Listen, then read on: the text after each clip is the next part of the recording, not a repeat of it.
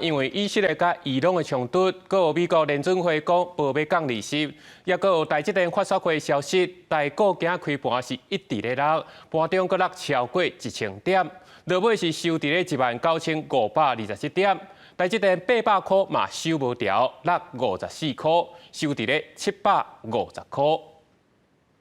拜五台股一开盘，真侪投资人的心情是一个落到谷底，因为台股搁一摆是落破2万点，一路探底，盘中搁大落1000点，后壁落幅较收一寡，总值收伫19527点，落774点，是史上单一天上大收盘落点。宽宏台积电是受到发税会影响，开盘一片青，落尾落54块，收伫750块。季线跟这个19000点的这个整数关卡之间，应该有机会出现一个技术性的止跌。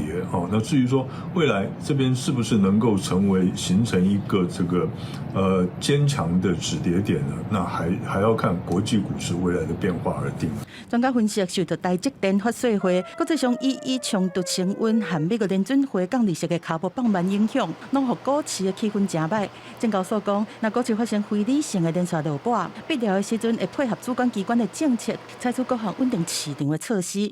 观察19个新台票表现嘛歹。那尾以32.52块来作收，落1.36角是创8年新低。只是国内4月初拄调整定价，加上国际局势无稳定，专家发现通膨有一直起嚟的趋势，呼吁央行爱密切观察，若有必要，都要较紧提出措施来压制通膨。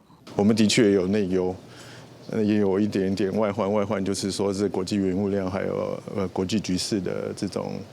影响到供应链重组的问题。中经预测今年台湾经济成长率是3.38%，成长模式是内外拢稳。国内消费者物价指数的年增率是对1.88%，一个起日正济到2.3%。民众会真有感觉物价拢起啊，嘛替内需消费市场的表现投入变数。记者综合报道。